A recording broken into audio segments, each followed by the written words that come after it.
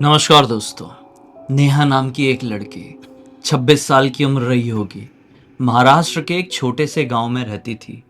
6 साल हो गए थे उसकी शादी को। बच्चा नहीं हो रहा था। इसी चक्कर में वो किसी के पास जाती है और उसके साथ कुछ ऐसा घटता है जिसकी कहानी आज आप सुनेंगे ना, तो अनजान इंसान से मिलने के बारे में आप सपने में भी नहीं सोच पाएंगे। आइए उसी डरावनी भूतिया घटना की कहानी जिया की जुबानी डिटेल में जानते समझते हैं, बिल्कुल स्टार्टिंग से। ये जो नेहा है ना, छोटे से गांव में रहती थी।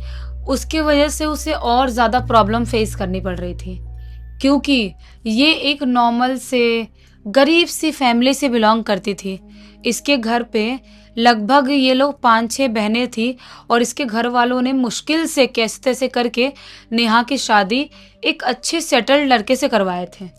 जो लड़का सेटल्ड था, अच्छा था, नेचर में भी अच्छा। नेहा को भी पहली बार देखा तो नेहा सुंदर थी भी, नेहा को पसंद भी कर लिया और इन दोनों की शादी हो गई। शादी तो हो गई। जो लड़का है नेहा का पति, उसका नाम अपन कुछ रखते हैं, अनुराग रख देते हैं। अनुराग जो है वो बहुत प्यार करता था नेहा को। मतलब ऐसा नहीं था कि अरेंज मैरिज कराए तो प्यार नहीं करेगा। ऐसा लगता था कि बहुत सालों से एक दूसरे को दोनों जानते हैं। बहुत इज्जत भी करता था। पूरे जो भी उसको चाहिए चीज़ें सब कुछ ला के देता था। लेकिन धीरे धीरे करते करते इनकी शादी को काफ़ी साल बीतने लगे। 1 साल हो गए, 2 साल, 3 साल, 4 साल, ऐसा करते करते पूरे 6 साल बीतने लगे। इनके घर पे कोई बच्चा नहीं हो रहा है। काफ़ी सारे डॉक्टर्स के पास गए, डॉक्टर्स को दिखाए, बहुत सारे ट्रीटमेंट लेने की कोशिश भी की है, लेकिन कोई सुधार आ ही नहीं रहा है। समझ में नहीं आ रहा कि बच्चा हो क्यों नहीं रहा है। कोई इसका कारण पता नहीं चल रहा है कि कारण पता चले तो हम उसका ट्रीटमेंट ले लें और ठीक हो जाए। और इसी दौरान वो बहुत ही छोटे से गांव में बेचारे रहते थे। वहाँ के लोग नेहा को बहुत ताना मारने लगे।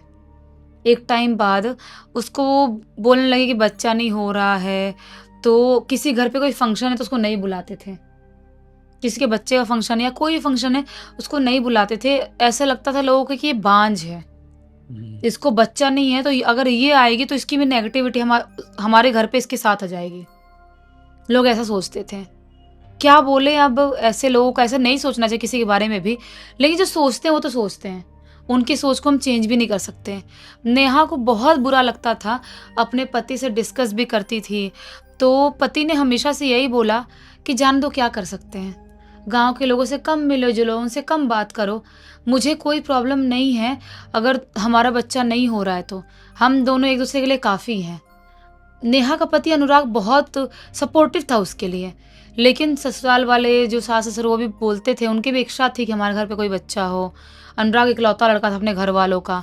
बहुत ज़्यादा प्रॉब्लम होने लगी। नेहा को लगा कि नहीं, अब तो नहीं चलेगा, घर वालों को भी प्रॉब्लम हो रही है और गांव वाले भी इतना सब कुछ वो कर रहे हैं। डेली किसी न किसी से फ़ोन में बात करती थी अपने रिश्तेदारों से और रोती थी। बोलती थी, मैं क्या करूं, मैं किस डॉक्टर के पास जाऊं, कोई डॉक्टर के बारे में पता है क्या, किसी के बारे में पता है क्या, जहाँ पे जाने से मुझे बच्चा हो जाए, एक मेरी औलाद हो जाए, बस एक, कोई भी बच्चा, लड़का हो लड़की, कुछ भी एक हो जाए। तो बहुत सारे लोग बोलते थे कि हाँ, ये डॉक्टर के पास जाओ, वो डॉक्टर के पास जाओ। और इनफैक्ट ये लोग जाते भी थे, लेकिन आराम नहीं मिल रहा था। एक दिन नेहा के घर पे उसकी सास की एक दोस्त आई हुई थी। बूढ़ी औरत ही थी। वो अपने बहू बेटे के साथ इनके घर पे आई हुई थी। कोई ना कोई काम से मिलने जुलने आई थी शायद। वो नेहा उनके सामने आती है, नाश्ता पानी लेके आती है। तब वो नेहा की सास बोलती है कि सब कुछ अच्छा है हमारे घर पे, एक बच्चा ही नहीं है, उसकी वजह से हम इतने परेशान हैं, सारी चीज़ें। तो वो बूढ़ी औरत बोलती है, तो परेशान क्यों हो इतने? इतने परेशान होने की ज़रूरत नहीं है। तुम जो नागपुर में एक बाबा हैं, उनके यहाँ गए थे क्या दिखाने के लिए? ये लोग बोले कि नहीं, वो बाबा के पास तो कौन बाबा है, हमें नहीं पता, हम नहीं गए थे।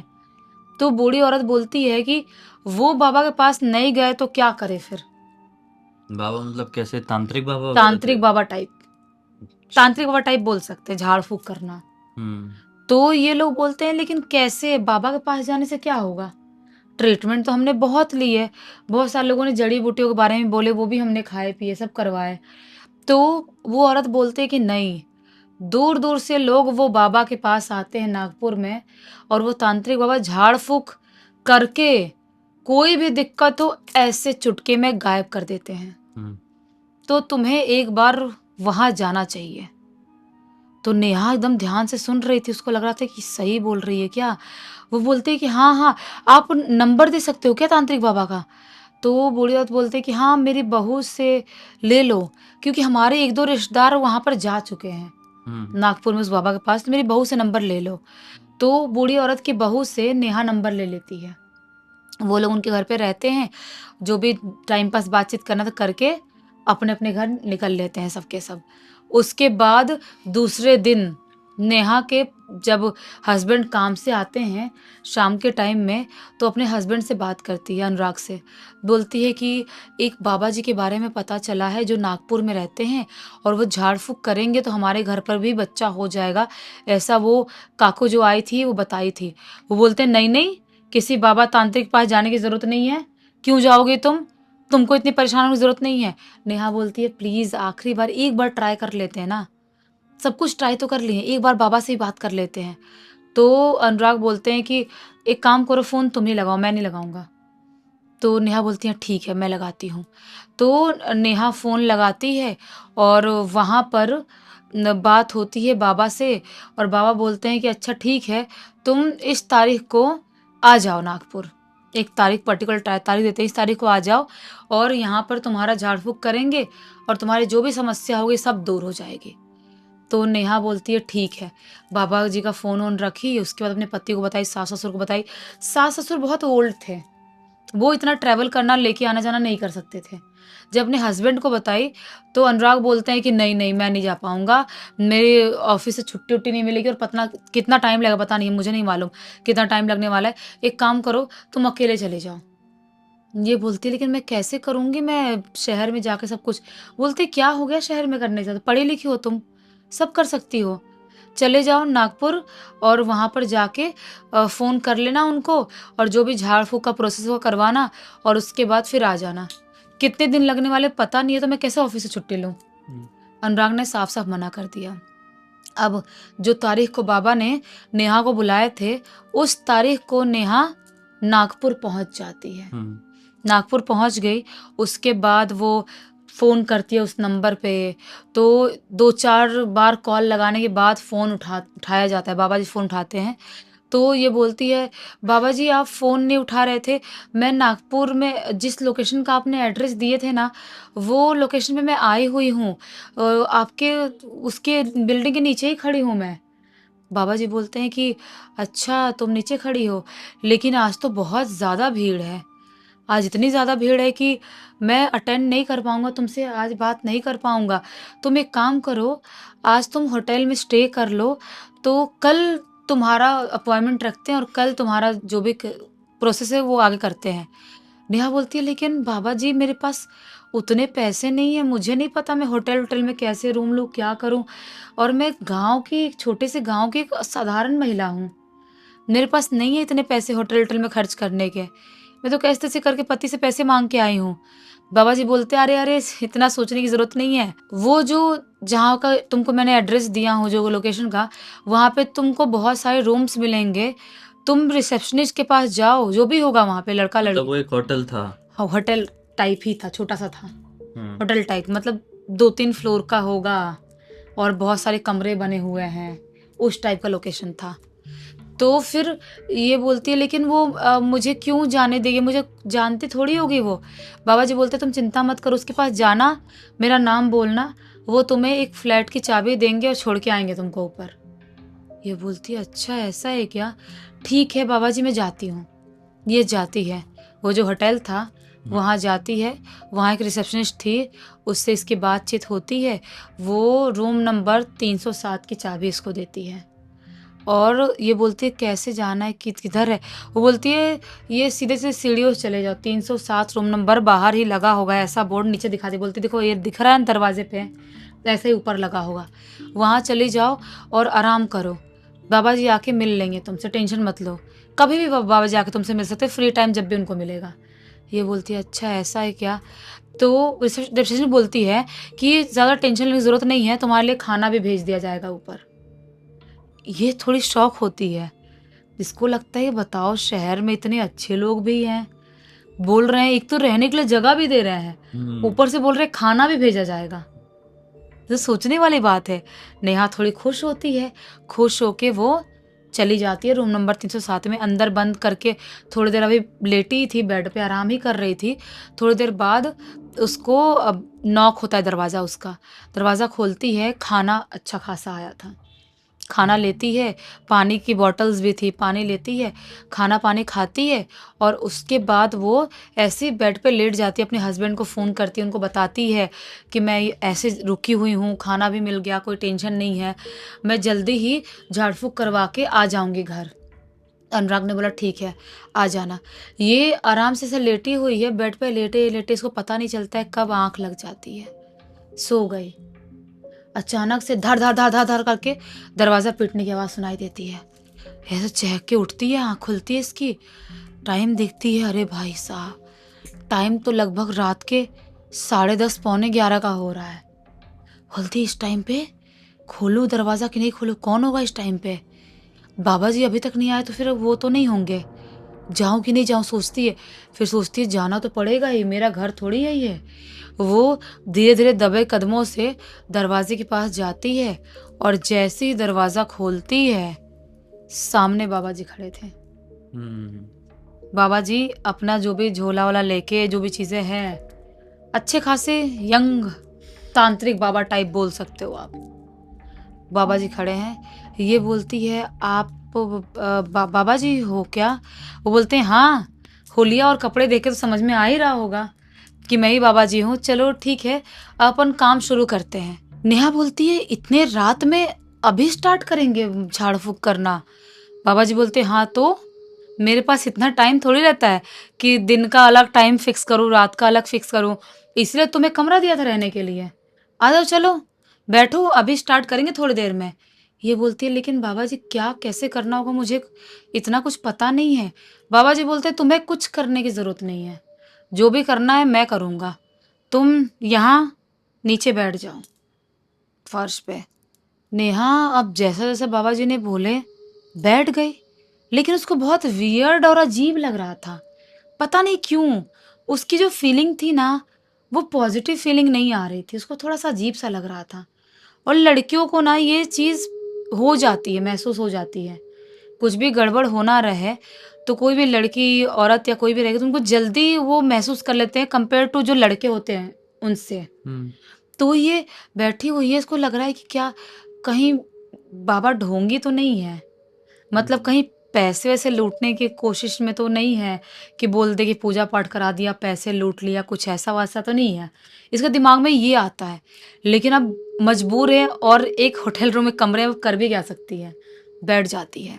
बाबा जी ने वहाँ पर अपनी पोटली रखा और कुछ वाइट वाइट सा आटा था या पता नहीं क्या था, उससे कुछ कुछ कुछ कुछ ऐसे बनाया, जो डिज़ाइन बोलते हैं ना कुछ झाड़ फूँक करने वाला, वो डिज़ाइन बनाया।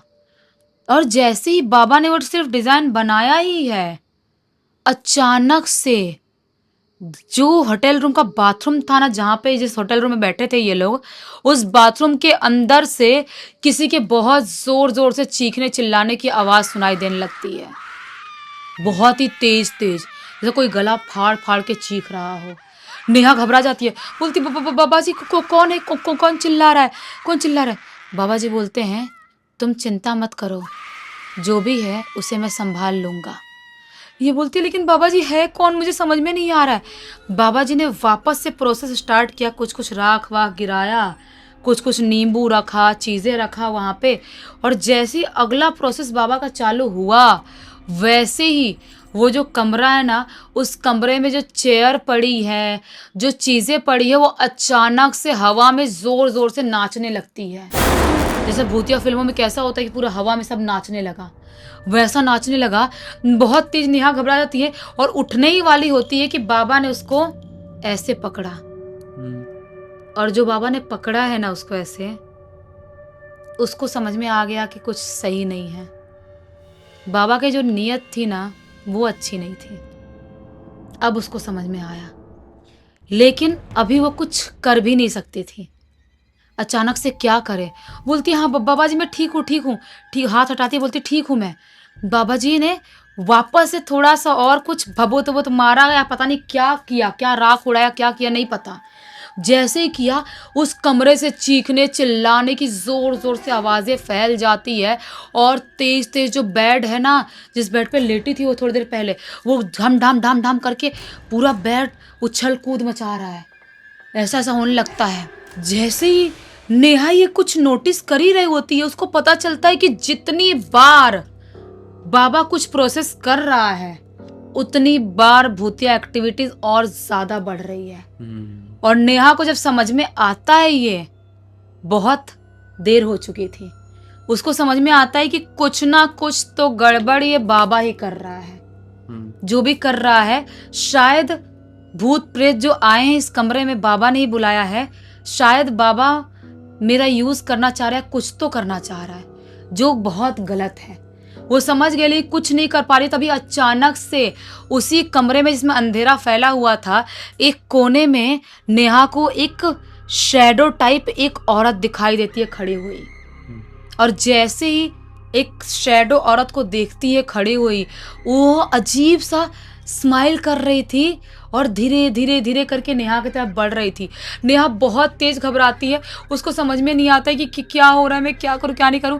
नेहा जोर से बाबा को चिल्लाती है, बोलती है बाबा जी जो भी कर रहे हो आप कर रहे हो, मैं समझ चुकी हूँ आप कर रहे हो। और जो भी बाबा ने वहां पे चीजें बनाया था ना, डिजाइन भूतिया जो भी आकृति बनाया था, सब ऐसे उधाड़ डालती है हाथ से, ऐसे पूरा बिगाड़ देती है पूरा। बोलती है बाबा जी जो आप कर रहे हो ठीक नहीं कर रहे हो, मैं छोड़ूंगी नहीं, मैं कंप्लेन करूंगी, आप जानबूझ के कर रहे हो, आप कुछ गड़बड़ कर रहे हो। तभी अचानक से बाबा जो है ना, बाबा की स्माइल बदल जाती है। बाबा ऐसे स्माइल करते हुए बोलता है, समझ गई ना, अब समझ गई तो शांति से बैठो, और जो मैं करना चाहता हूँ वो तो करूंगा ही, कोई कुछ नहीं बिगाड़ सकता मेरा। तो ये बोलती है कि बाबा जी आप ऐसा कैसे किसी का यूज कर सकते हो, आप ऐसा नहीं कर सकते। जैसे ये सब चीजें बिगाड़ी है ना, उस रूम की एक्टिविटीज और भी ज्यादा बढ़ गई है। और इतनी ज्यादा एक्टिविटीज बढ़ी, उसके बाद जो शैडो टाइप आत्मा एक कोने में खड़ी हुई दिखाई दे रही थी ना नेहा को अभी तक, वो अचानक से बाबा जी की तरफ बढ़ती हुई दिखाई देती है। और वो आत्मा लिटरली बिल्कुल फिल्मी स्टाइल में बाबा जी का गला ऐसे जोर से पकड़ती है और पकड़ के हवा में उठा देती है। और जैसे ही बाबा जी का गला उस आकृति ने पकड़ी है, नेहा को बहुत तेज डर लगता है। उसको लगता है कि ये मरेगा तो मैं भी मरूंगी। बहुत तेज घबराती है, अपना पर्स उठाती है जो भी उसका थोड़ा सामान था, और सीधा दरवाज़ा खोलती है उस होटल रूम का, और सीढ़ियों से भागते भागते सीधा वो बाहर भाग जाती है। एक ऑटो कुछ लेती है और सीधा नागपुर स्टेशन पहुंचती है, और बैठे बैठे पूरी रात निकाल देती है। उससे समझ में नहीं आता है कि क्या हो गया मेरे साथ। पूरी रात निकाल दी उसने। उसके बाद दूसरे दिन अपने गांव पहुंचती है, जैसा भी उसको पहुंचना था, ट्रेन से बस से जैसे पहुंचना, घर पहुंचती है, अपने हस्बैंड को बोल देती है कि ऐसा ऐसा कुछ होने वाला था और मैं भाग आई वहां से। हस्बैंड ने बोला मैं इसीलिए बोल रहा था, ऐसे लोगों पे विश्वास नहीं करना चाहिए। हस्बैंड ने बोला बाबा जिंदा होगा कि मर गया होगा, क्या हुआ होगा। तो बोलती है कि मुझे नहीं पता, उस आत्मा ने उस बाबा को उठाया तो था, लेकिन उसके बाद वो जिंदा है कि मर गया मुझे नहीं पता, और मुझे पता करना भी नहीं है। हमें कोई ज़रूरत नहीं है, हम उनसे दूर रहते हैं, ऐसे लोगों से वैसे भी डर ही लगता है, दूर रहना चाहिए। तो उसके बाद नेहा ने किसी के ऊपर कभी कोई ट्रस्ट नहीं करी, और ना ही उसके हस्बैंड ने कोई ट्रस्ट किया, और उन लोगों का बच्चा नहीं हुआ। उसके उसके कुछ साल बाद उन्होंने एक बच्चा एडॉप्ट भी कर लिया है, एडॉप्ट कर लिया, और आज उनकी ज़िंदगी बहुत अच्छी कट रही है, और ऐसे जो फालतू के ढोंग हैं उससे दूर भी है। बताओ, आज ये जो घटना घटी इतनी खतरनाक, ये किसने लिख के भेजा आखिर? ये पूरी की पूरी घटना जो है ना, नेहा ने अपनी एक छोटी बहन को बताई जिसका नाम आकृति है, और आकृति ने लिख के भेजी। चलो अच्छा हुआ, एक बहुत अच्छी सीख और मनोरंजन जो मिल गया। तो इसी एक नोट के साथ कहानी का अंत कर देते हैं। अब तक इस वीडियो को देख लेते तो लाइक कर देना, चैनल को सब्सक्राइब कर देना। इंस्टाग्राम, हमारी वेबसाइट और गेमिंग चैनल का लिंक आपको डिस्क्रिप्शन बॉक्स में मिल जाएगा। इंस्टाग्राम में ऐसी कोई कहानी आपके पास है तो लिख के भेज सकते हैं। हमारे वेबसाइट में आके हमारे प्रोडक्ट और सर्विसेज चेकआउट कर लेना, कुछ अच्छा लगे तो खरीद भी सकते हैं। बाकी हमारा जो गेमिंग चैनल है वहाँ पर होगा मनोरंजन दुगना, तो यहाँ नहीं तो वहाँ। कल तो ज़रूर मिलते हैं, तब तक के लिए बहुत बहुत धन्यवाद। आपका दिन शुभ हो।